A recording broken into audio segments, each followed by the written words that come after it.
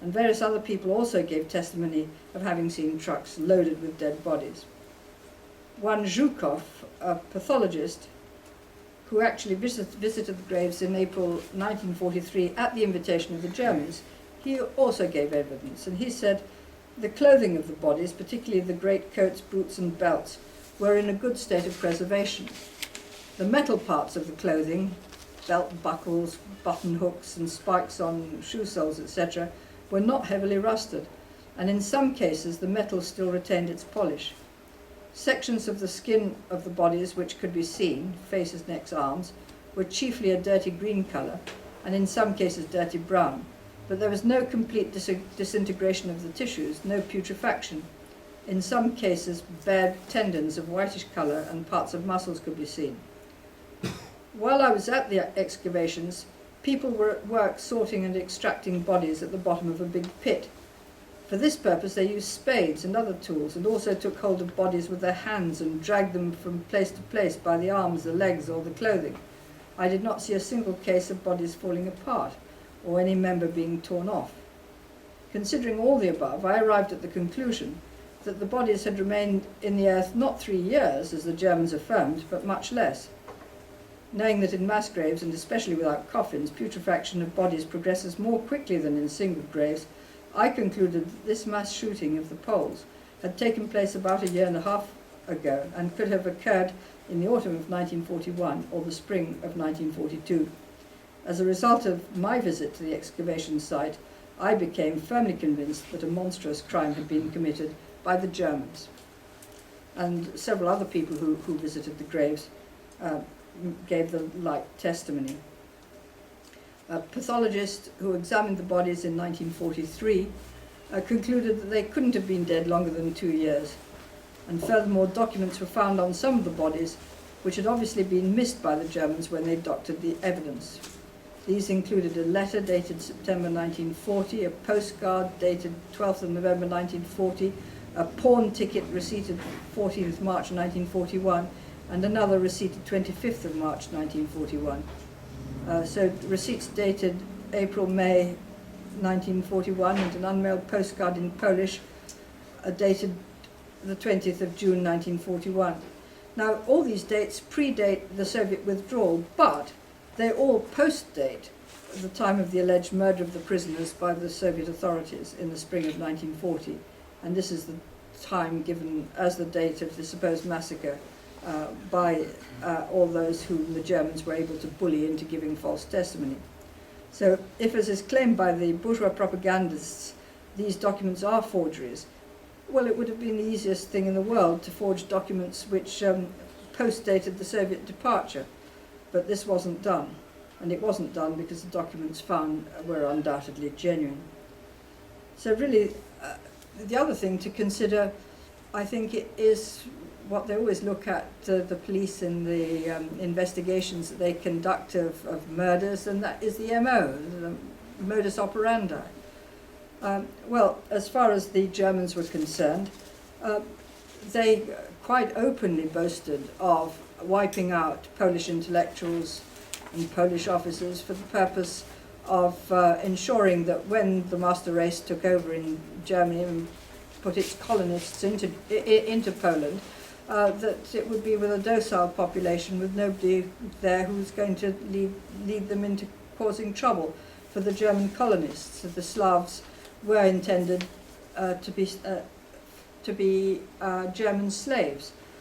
So, you know, for the Germans to have murdered these people was entirely within the vision, the publicly expressed vision of Heinrich Himmler as to what was to happen to the Poles. Now, you know, this is not something which is in any way consistent with socialism, because when you have a socialist society, you don't produce an overpopulation. Overpopulation is entirely caused by the fact that under capitalism, not enough. There's never enough jobs. There's always a huge number of unemployed. It can get less or it can get more, but sort of unemployment and surplus population, people surplus to requirements who can't be exploited and who are no use. That is all part of capitalism. Well, there's no such thing under socialism. Under socialism, everybody who works adds to the wealth of society far more than he consumes, so that there's absolutely no purpose in carrying out these massacres. It's just impossible. You just look at the modus operandi, you know it was the Germans who did it. I think Henry Mettelman was entirely right when he said we knew that it was we Germans who'd carried out this massacre. Thank you.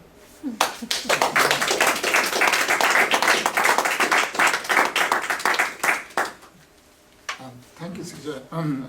Of course, we are not going to convince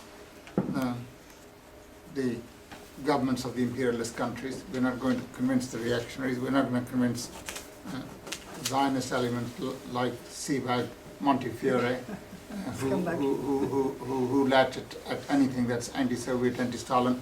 And yet are very happy to make money out of the name of Stalin because Stalin's name and picture sells. That's the truth of the matter. But I hope that this video film we have made, which we'll put on YouTube, will be watched by lots of people.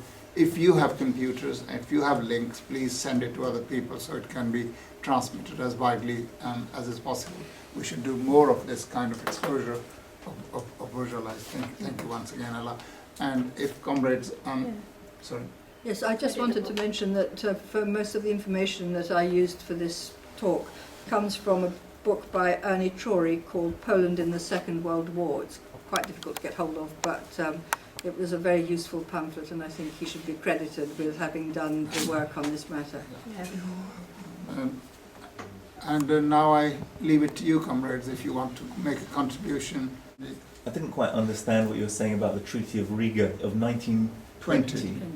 That's the treaty between the new Soviet government and the Polish government, whereby the Soviet Union ceded this territory that the Polish army had conquered and previously was part of Belarus and Ukraine, as in the Tsarist Empire, and had of course since then become Soviet territories.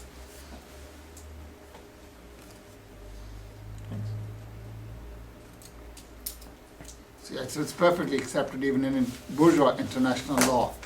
On the one hand, there is that pacts and treaties are sacrosanct, you can't violate them. On the other hand, there is the principle that treaties that have been signed under duress can be repudiated, right? It's like ordinary contracts. If you sign a contract, you're bound by it. But if you sign it under duress, English law of contract, mercantile law, accepts that you can repudiate such a contract which is signed under duress. Somebody comes with a gun and says, you will sign your house to me, right? On the one hand, there is the claim that it's an agreement you've signed. On the other hand, that the law allows you to repudiate. In this case, the right to repudiate overrides the sanctity of the treaty, if you like, private or between governments. So the Soviet government was perfectly entitled to do so. And these claims were finally then accepted after the Second World War, when the boundaries of the newly liberated Poland were being settled. This territory then went into Ukraine and Belarus, and the Polish territories border was moved further west to include to include Eastern Prussia, if you like, and the German revanchists hate that agreement. They would really like to go back. I mean, they're reconquering Poland in a completely different way, right? Like the Mexicans are reconquering parts of America, but in a very, very peaceful way. The Germans are reconquering through their capital, but what they really would like is they like to be able to claim the whole territory, and they'd like to claim, of course, also the area of Kaliningrad in Russia now, or formerly the Soviet Union. There's a letter in here that says the German bullets were used, but the Soviets had the German bullets. What's all that about? Yeah, what it was is that the allegation that the Soviets got hold of German guns and bullets as a result of the so-called Hitler-Stalin Pact. And one of the benefits that they got from that was to get these armaments from Germany. And it's true, they did get them, but they only got them 3 months after the alleged massacre at Katyn. They'd been fired. Yeah. No, 3 months after the alleged massacre at Katyn. Quite apart from that, you'd ask, well, why did they particularly want to bring, if they were in alliance with the Germans, why would they want to bring German bullets to kill the Polish officers? It just wouldn't make any sense.